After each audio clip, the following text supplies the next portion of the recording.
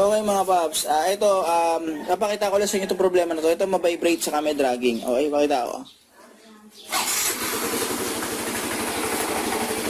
Ayan.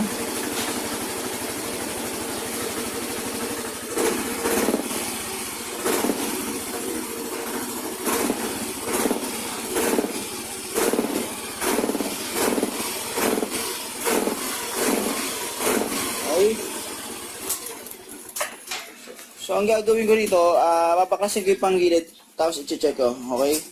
So, okay mga paps, eto, ayan, babaklasin ko na muna to, titignan ko yung, yung estado ng ito, saka to. So, okay mga paps, ayan, ngayon alam ko na kung bakit siya, may dragging siya. Papakita ko sa inyo to tingnan nyo nangyari, ayan pambihira yung bola, naipit, yan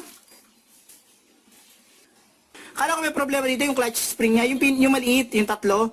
Wala naman. Ito pala Ayan Ito, okay pa ba ito? Ayan. Ito. Naipit. So ayan mga ba, sana makatulong itong video na to na in case na magkaroon kayo ng dragging at sobrang lakas ng vibration, i-double check nyo rin to yung flyball. Yan, naipit Kala ko pudpud lang o kung ano man, ito pala dahilan. Yan, makita ko. Naipit siya rito mga paps.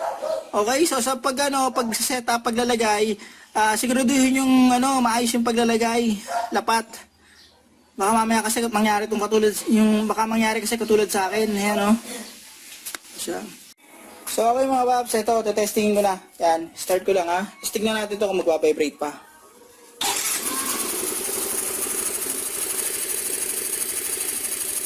Okay na, swabe na. Siya na dito. Yan.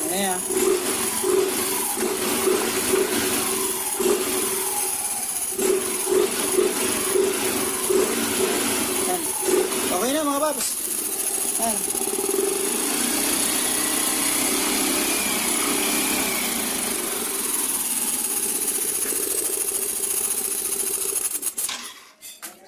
So, okay na mga paps.